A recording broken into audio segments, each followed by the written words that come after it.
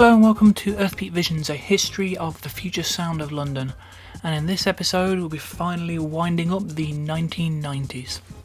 ISDN BBC Radio 1 John Peel session, the 8th of May 1997. The band's third and final John Peel session differs from the first two by being an ISDN transmission.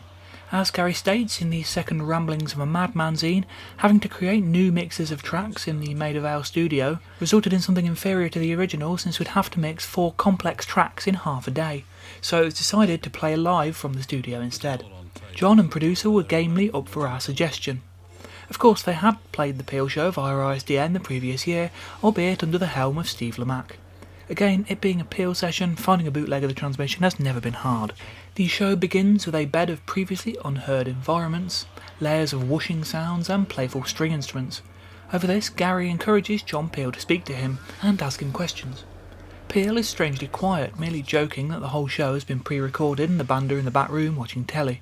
This pushes Garry to ask John questions, leading to this wonderful interaction. Are you nervous about playing Tribal Gathering, John? Certainly am. What are you going to play? Down, Down by Status Quo. Garry's laughter at the response ends the interview and the transmission begins, with Exchanged in its live incarnation under the name Tudor Oak. Funky guitar lines and organ samples mixed with breakbeats and what could be scratching samples. This really is the start of the sessions that would culminate in the Isness 5 years later. It's still dark, heavy going, almost aggressive in its beats, but the psychedelic rock influence is very much present. London calling. The shining shaft. Hey, we sat up for this next one or what? Or am I going to have to keep playing this noise?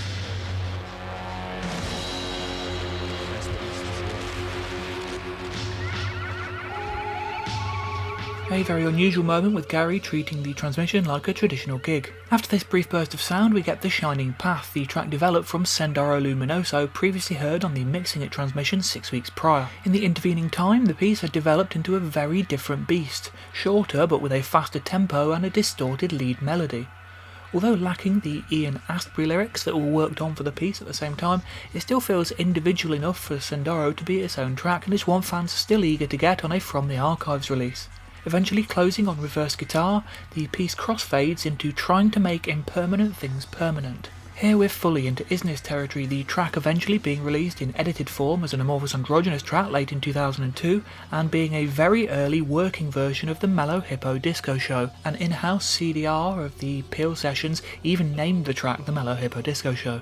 This full 8-minute track is as good an approximation as anything of the mix of electronics and psychedelia the band were beginning to create, with Garry's vocals, saxophone lines, bluesy guitar, a mellotron loop and organ solo all mixing with drum and bass beats and synth sweeps.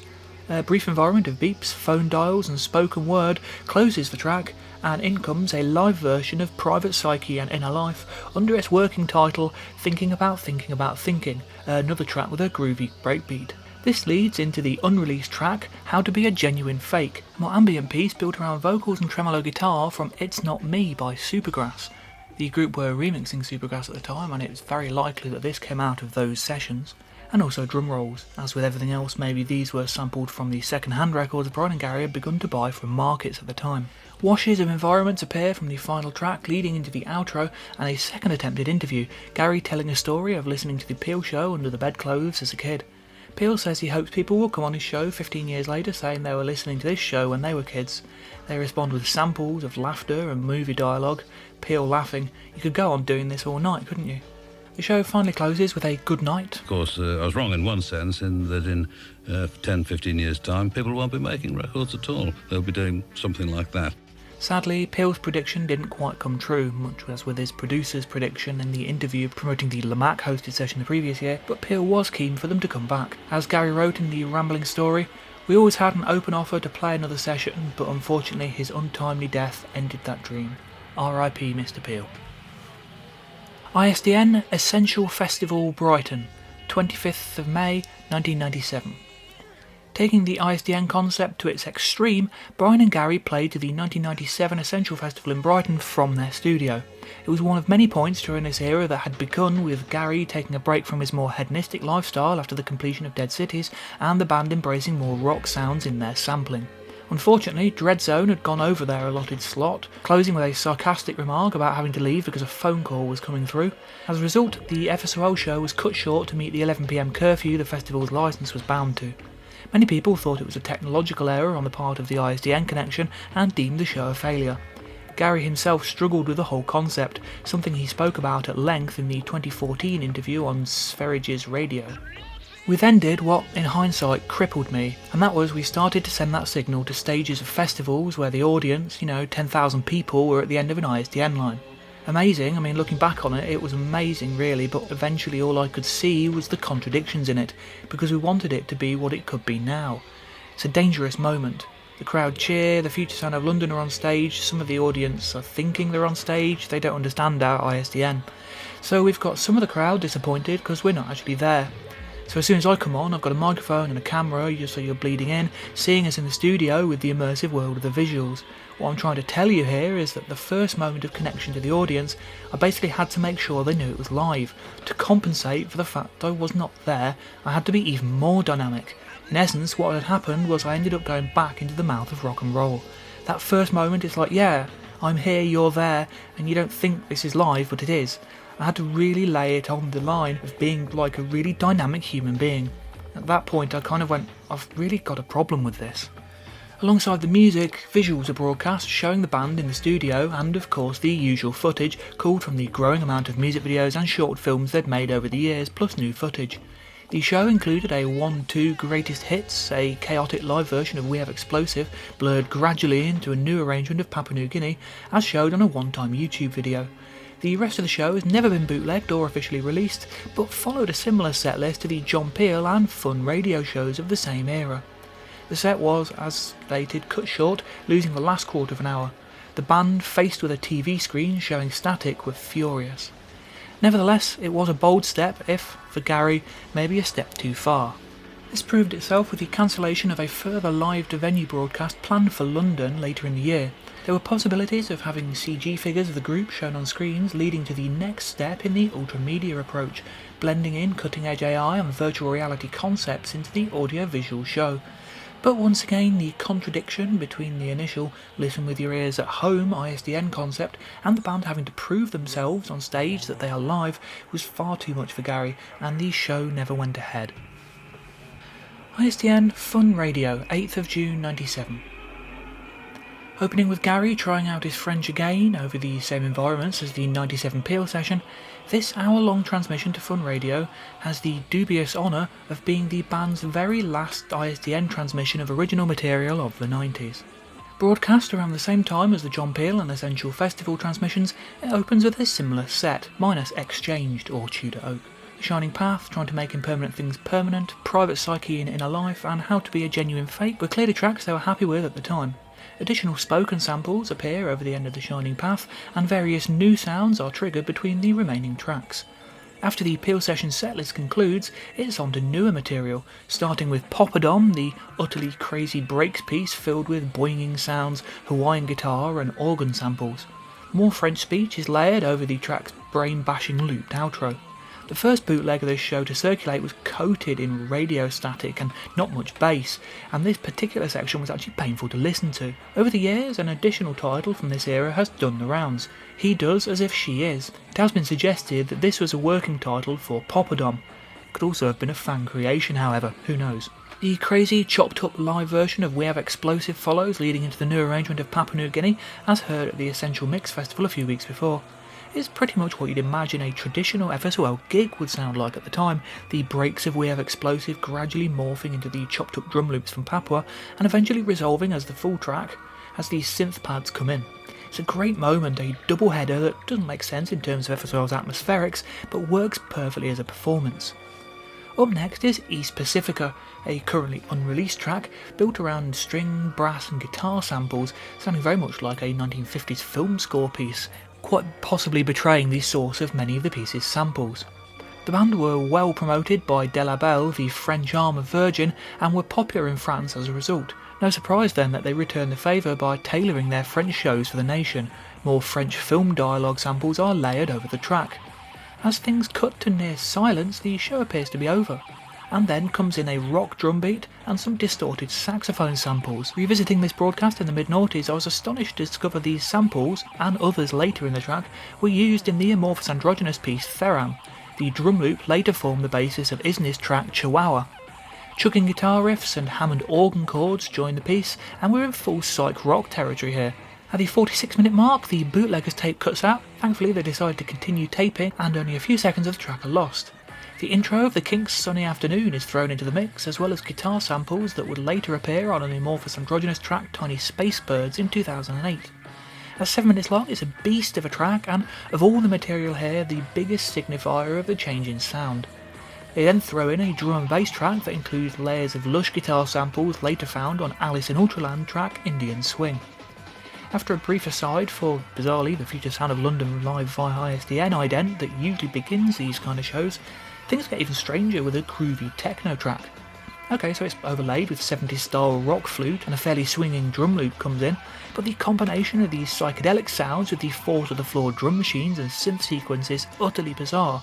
At first I thought this was actually the next show on Fun Radio that had accidentally been recorded at the end of the FSOL show, but it's followed by an exclusive environment with gurgling synths, waves and reversed vocals.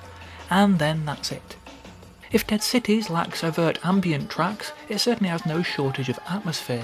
The new material on display here is arguably the least ambient music of the band's 90s run, but it also finds them moving largely away from atmospherics as well. The use of guitars, organs, Garry's vocals and such is a move towards the psychedelic approach the band were adopting as an influence at the time, which, combined with the chunky breakbeats, slightly strangely aligns them with other big beat electronic acts at the time. If this material had formed the basis of a new album delivered in '98, it would have matched up brilliantly with similar records by the Propellerheads, the Chemical Brothers, Prodigy, Line Rock and so on. As it is, such an album never happened, and this transmission is the closest we'll ever get to a traditional follow-up to Dead Cities. This isn't such a daunting prospect now that a good quality bootleg has been sourced. The older version, in 9 segments caked in radio static with gaps between the tracks, was a very difficult listen. And so it's a very important bootleg, and one that I listen to fairly often due to its large number of unreleased tracks, its unique position in the FSOL canon, and its place as the very end of a series of original material recorded over the span of 7 years. No version has been released on the Podroom, but the good quality bootleg is both on Mixcloud and YouTube. ISDN Kiss 102 FM Manchester, a monstrous psychedelic bubble exploding in your mind, Volume 1. There are a handful of genuinely pivotal moments in Brian and Garry's career. AST, Papua New Guinea, the launch of FSOL Digital, and this is absolutely one of them. I suggest that you reach deep down inside yourself there and try and find something that'll keep you awake just a little while longer, because this transmission coming up may just rekindle your will to live. It's been a while since we last heard that sample, but this isn't a return to the 3D Headspace tour.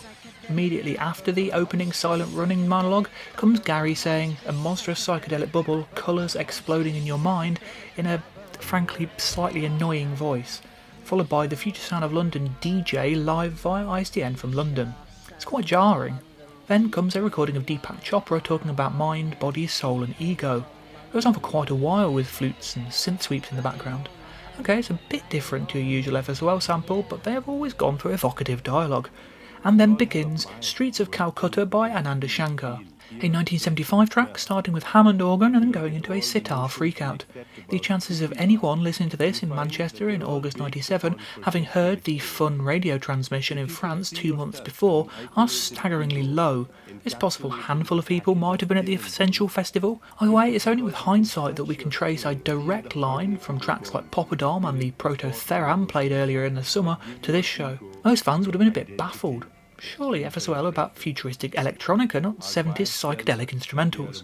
To be fair, the Kiss FM shows of '93 were full of older music, and there's a secondary direct line between the 1995 Essential mix, with its blend of funky post-punk, hip-hop, the Beatles and Barbra Streisand, and this show.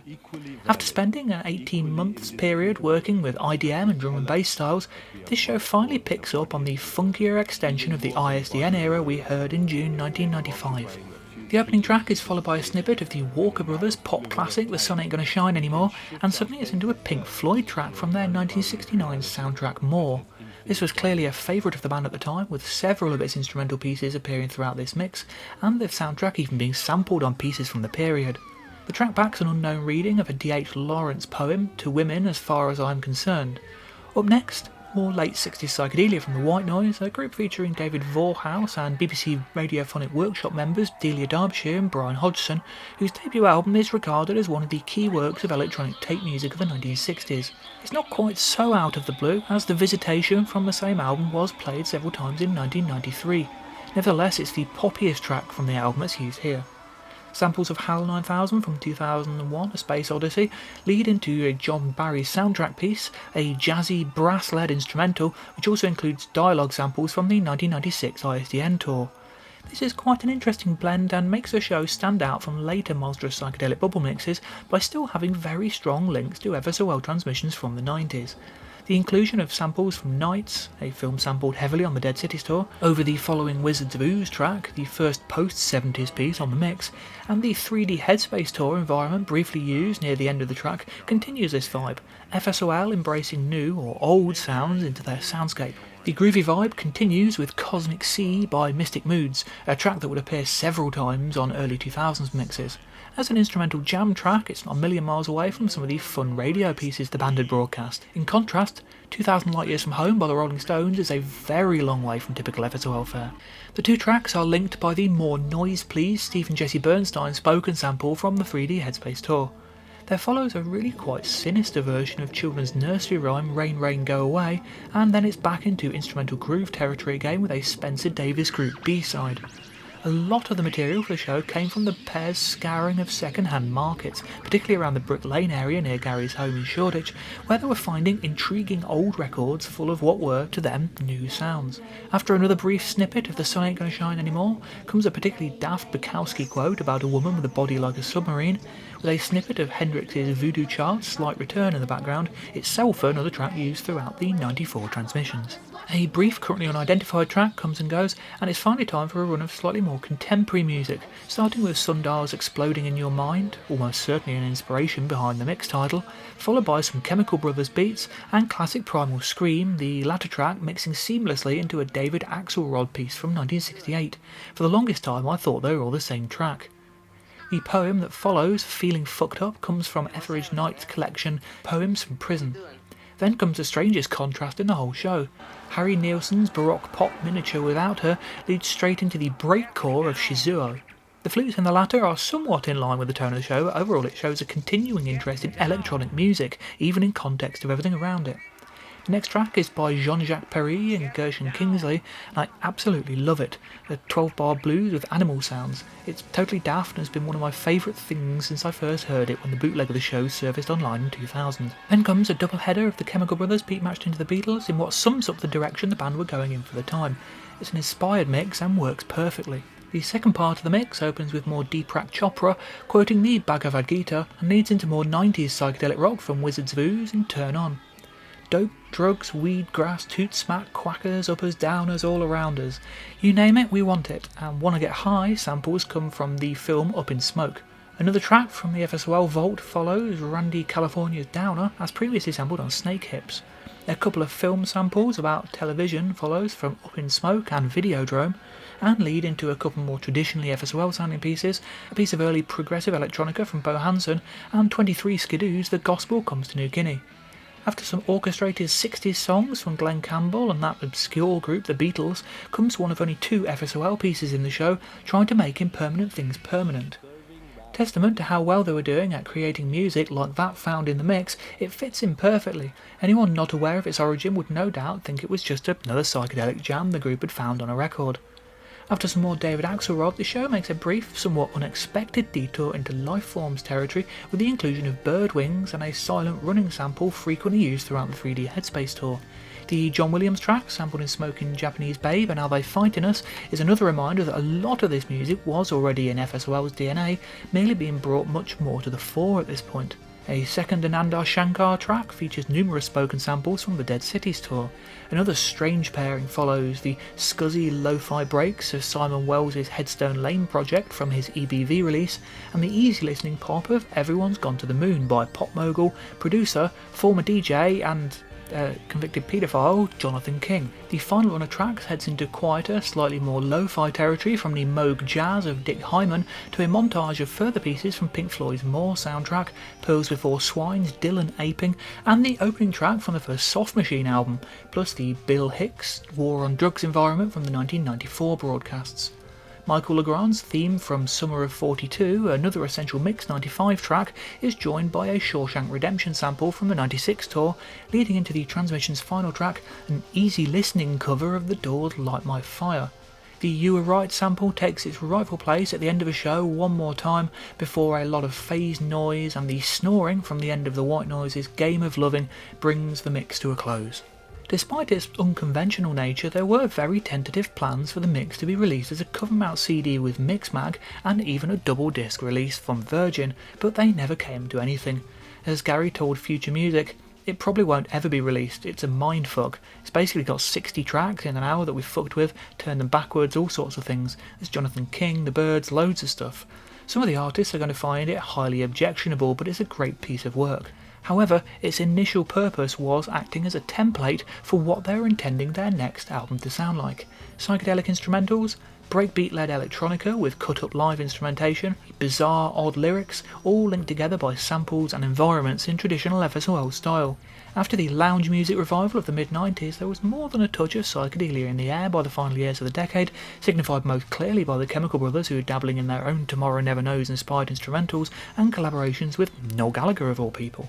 I love this transmission. It's my favourite of the band's conventional DJ mixes, only the FSOL digital-focused Electric Brainstorm 7 14 years later beats it for me. The blend of psychedelic music, electronics and ambience, a totally unconventional approach that works really, really well. Later Monstrous psychedelic bubble shows have aspects I enjoy, but this first one's combination of what would become the amorphous sound with FSOL environments and samples works brilliantly. Just by listening to it, this is very clearly a future sound of London mix and not an amorphous androgynous one. It's not overlong or too dense in the way many of the Kiss FM shows sound to me. It also introduced me to a lot of psychedelic music, a sound I only had limited knowledge of before hearing it, largely the Beatles and the Moody Blues. At a time when I was discovering lots of unconventional rock music, this show had a huge impact on me. God knows what fans and Kiss 102 listeners thought of it at the time. Yes, there are FSOL staples on there, but also things like Pearls Before Swine and Harry Nilsson, which are a staggeringly long way from what anyone could have possibly expected. The cover I made for the bootleg is probably my favourite of all the ones I made in the early 2000s, despite the pixelisation on the hippo. The images were taken from a Flash website the group had created around 2000. And that's it. The end of the show marks the end of the future sound of London as Brian Dougans and Garry Cobain's broadcast system experiment. Although the pair would continue to release music, much of it as FSOL, they would never return to the album, multi-part single, ISDN radio tour approach again, and their 21st century output would be very different, more fractured, nowhere near as obvious in the public eye, less focused on technological innovation, and largely music first, mostly abandoning the ultra-media concept. It's a very strange way to bow out, and almost uncertainly one anybody would ever have expected. Almost exactly 7 years to the day since the release of AST, it's musically a world away from that debut 12-inch, an astonishing development working through acid house to UK hardcore, ambient techno, deeper ambient soundscapes, trip-hop and jazz-infused breakbeats, IDM, drum and bass, psychedelic big beat, and ending on a DJ mix taking in 60s pop, Indian classical music, psychedelic rock, film scores and easy listening. Of course, the psychedelic FSOL album that was due to follow never happened, and it would be 4 more years before new material began to slowly trickle out. A very, very long 4 years, thankfully made easier by the internet allowing for bootlegs to be shared. But for now, we say goodbye to the 1990s incarnation of the band and their incredible legacy. Messrs Dougans and Cobain, you did very well. The mix was released as part of the launch of the Pod Room on the 15th of November 2008 with cover art by Lisa Bartlett, but has since been removed. Since then, it has been added to the Monstrous Psychedelic Bubble Mixcloud page, retconned as an amorphous androgynous mix. The first hour of the mix was also available on the FSOL Digital SoundCloud. But that's not quite the end of this video. A brief look at remixes. In his interview at the end of the Groove Radio transmission in January 97, Garry mentioned that FSOL were getting back into the idea of remixing after feeling uninspired in that direction for a couple of years. He enthused about working on a remix for Supergrass. They were never completely happy with that mix, however, and it didn't get delivered. It seems very likely that, as with a lot of their 90s mixes, they were offered either the whole album or several tracks from it. The best part of 20 years later, one of these mixes, likely the one that would have been delivered, was finally heard and proved itself to be in line with the organs, guitars and breaks approach of the band's other 97 material. Another piece they worked on at the time was, of course, How to Be a Genuine Fake, a more ambient piece but in the same style, and a brass-led remix of Tonight was heard briefly on the FutureSoundLondon.com Cosmic Jukebox page at the very start of the 2000s. With the 4-year silence that followed, this new era of remixes was never to happen, sadly.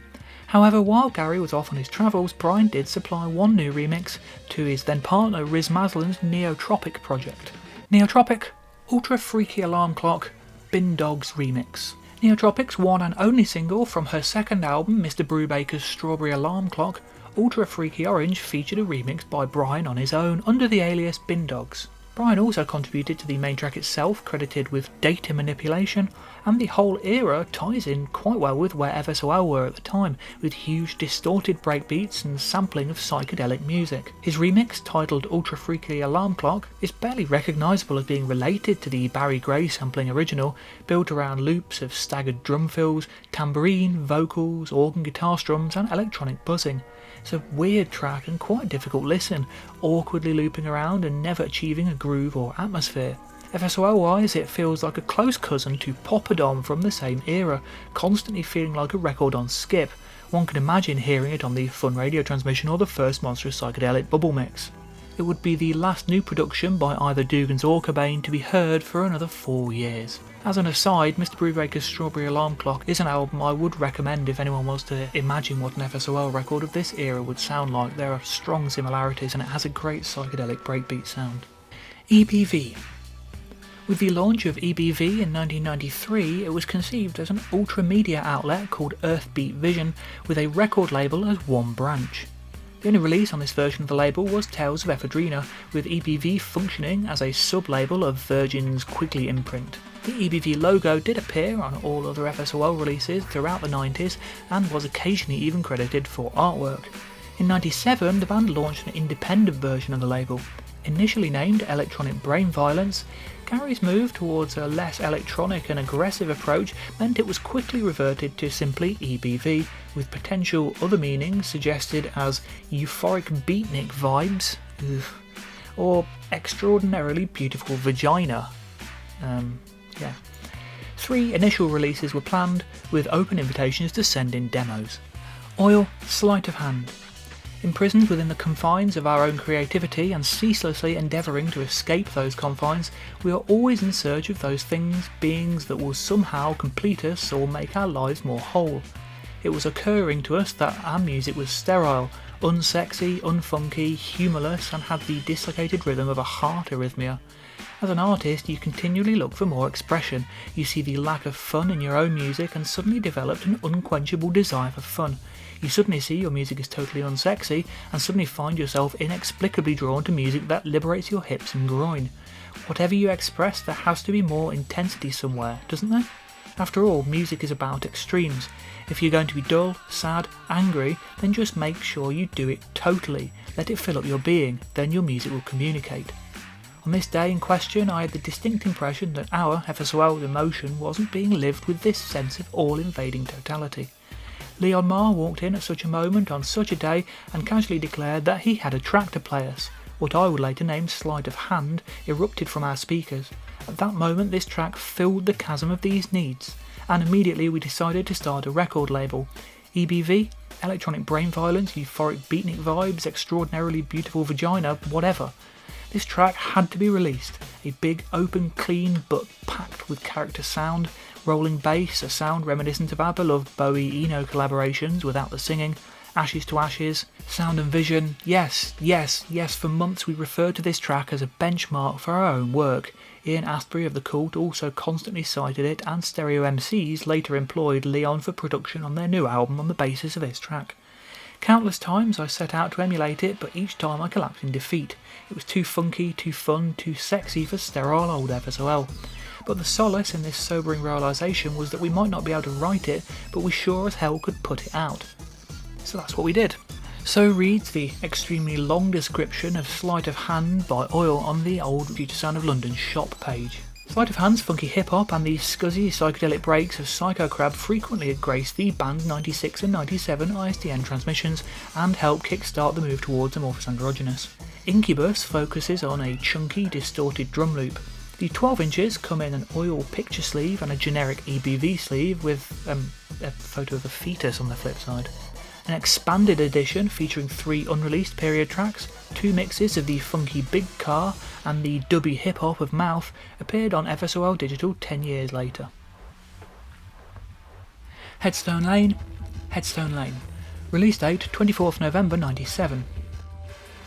Second and last release on EBV, 6-track mini-album Folktronica by former Snuff frontman Simon Wells, who began to show a discontent with life at the helm of England's finest punk adverts cover band and began to abscond more and more into the land of his other loves. Within months of picking up a sampler, he was showing us a trick or two and had come up with this fine collection of folk-tinged ditties. Showing his love of all things pagan, the medley of instruments is dramatically lo-fi.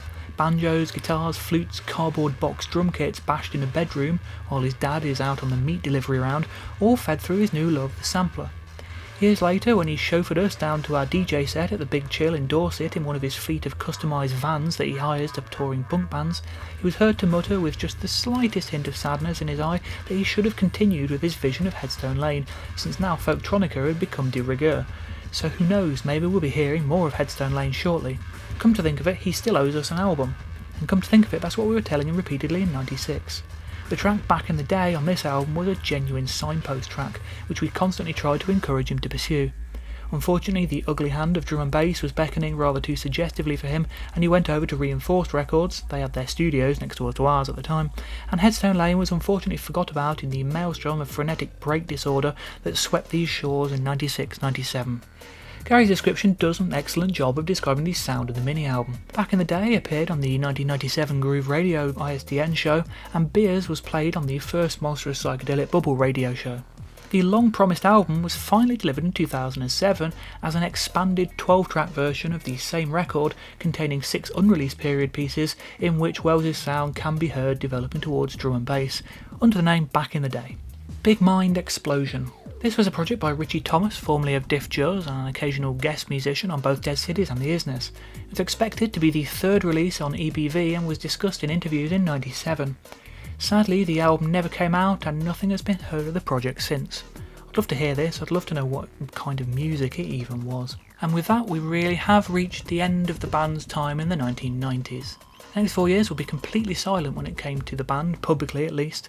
A few messages shared to Nick Woodfine's website at the time aside, people wondered where they'd gone. And that's what we'll be finding out in the next video, as we start in 2000 and 2001, with the band's comeback and a radical change in style, as well as some reissues. Before then, I'd love to hear your comments on these late 97 shows and the band's change in style. Do leave them down below, I'd love to read them. There are also like, share and subscribe buttons you might like to press. All interaction really helps this video and my channel, and I hope you'll join me next time.